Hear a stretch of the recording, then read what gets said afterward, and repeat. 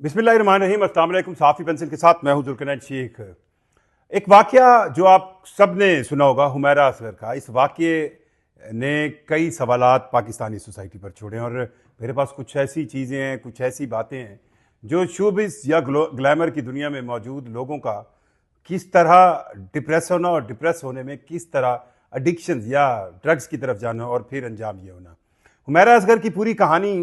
बहुत मुख्तसर है, बहुत छोटी सी कहानी है, जिसमें उन्होंने इस ग्लैमर, इस शोबिज़, इस मशहूरी की इंतहा को देखा। 2017 में हुमैरा ने लाहौर की शोबिज़ इंडस्ट्री से शुरू किया, लेकिन यहाँ पर उन्हें कोई ज़्यादा काम नहीं मिला और उस वक्त भी वो लाहौर के अंदर जो काम कर रही थी वो अपनी फैमिली की इजाज़त के बगैर कर रही थी, अपने वालिद की इजाज़त के बगैर कर रही थी। और तब उन्होंने फैसला किया कराची जाने का 2018 में।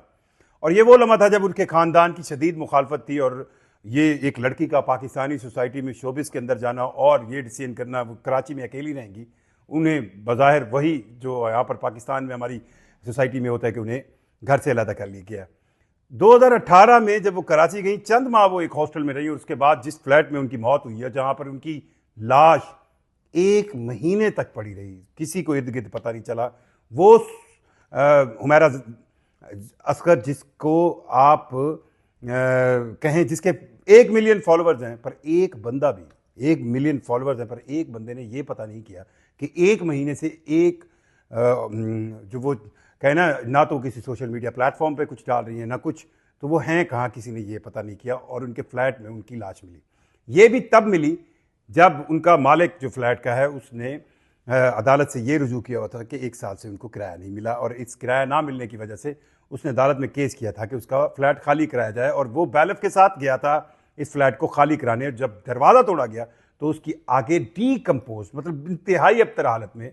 उसकी लाश मिली और एक अंदाज़ा कहा जा रहा है कि कम से कम 1 महीने से वो मुर्दा पाई गई। अब कुछ चीज़ें जो सामने आई हैं और डिटेल्स वो ये हैं कि इस ग्लैमर की दुनिया में आने वाली हुमैरा असगर को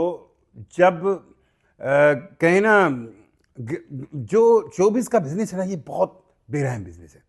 जहाँ ये रातों रात आपको मकबूल बनाता है ना कि आप, एक वक्त होता है आप अगर शोबिज़ के कोई स्टार नहीं हैं, आपको मोहल्ले में चंद लोग भी नहीं जानते, और जैसे ही आपको कोई ड्रामा, कोई चीज़, कोई ऐड, कोई गाना, कोई चीज़ मशहूर होती है तो आपको हर जगह पे, हर गली मोहल्ले, शो बाज़ार, हर मॉल, हर जगह पे आपको लोग पहचान रहे होते हैं। तो ये एक ग्लैमर का एक क्लाइमेक्स आता है। सो हुमैरा का वो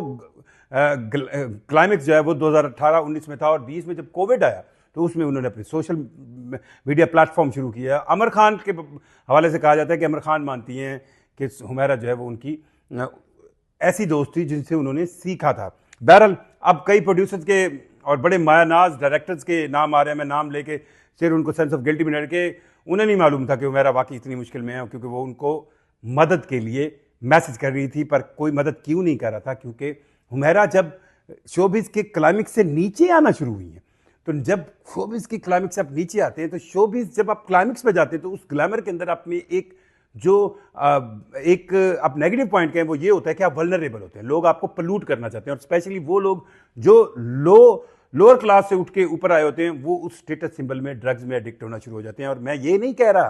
कि अल्लाह माफ़ करे कि हुमैरा कोई एडिक्ट थी हो, पर आपको ऐसी चीज़ें लेफ्ट राइट जब ग्लैमर के क्लाइमेक्स पे होते हैं तो आप ले रहे होते हैं, और जब आप डिप्रेशन में जाते हैं, नीचे जाते हैं, तो फिर इन चीज़ों से पहले तो आप स्टेटस सेंस में ले रहे थे, फिर आप इसको डिप्रेशन से निकलने के लिए अपने आप को इस्तेमाल करते हैं, और उस निकलने के लिए जब आप इस्तेमाल करते हैं तो रही सही कसर भी प्रोफेशनल लाइफ में आपकी ख़त्म होती चली जाती है, क्योंकि आप कुछ भी काम तो कर नहीं सकते जब आप इन चीज़ों पर आ जाएं। सो पिछले 1 साल में वो अबतर तरीन हालत गुजार रही थी, उसके पास देने को किराया नहीं था और केस अदालत तक चला गया। ये नौयत यहाँ तक आ गई कि उसके पास देने का किराया नहीं था। 1 महीना, अब जो इब्तदाई तहकीकात आई हैं उसके अब इर्द गिर्द वाले लोग कह रहे हैं कि उन्हें कई बार उसके फ्लैट से उसकी चीखने की, उसकी चिल्लाने की आवाज़ें आती थी, जो वो अकेले रहकर चीखती चिल्लाती थी। क्योंकि कोई भी शख्स,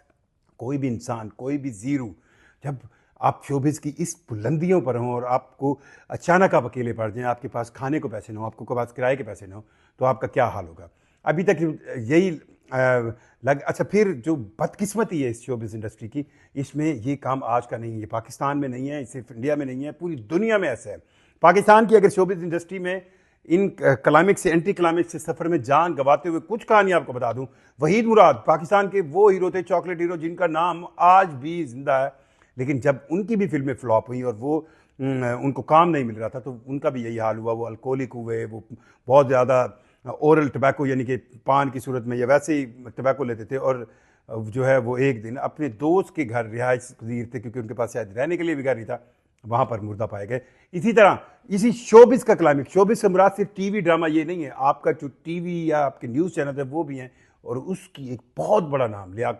आप कहते कि आमिर लियाकत एक ऐसा नाम था जिसको मैंने जब जर्नलिज्म शुरू की थी 2005 के अंदर, तो उनका जियो टीवी के साथ सफ़र, और फिर वो यार वो कहाँ नहीं रहे। आमिर लियाकत वाज पाकिस्तान के इलेक्ट्रॉनिक या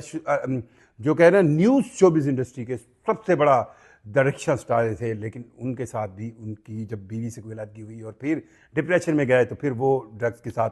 चले गए। इसमें मैं बार बार आपको ये कहना चाह रहा हूँ कि जो क्लाइमेक्स या शोबिस के लोग होते हैं वो ज़्यादा वल्नरेबल होते हैं, और फिर जब वो डिप्रेशन में जाते हैं तो उनकी वो वल्नरेबल सेंस में वो चीज़ें जो स्टेटस के सेंस में यूज़ होती हैं वही उनके गले पड़ती हैं। सुशांत आपको याद होगा, इंडियन आर्टिस्ट, बहुत फेमस,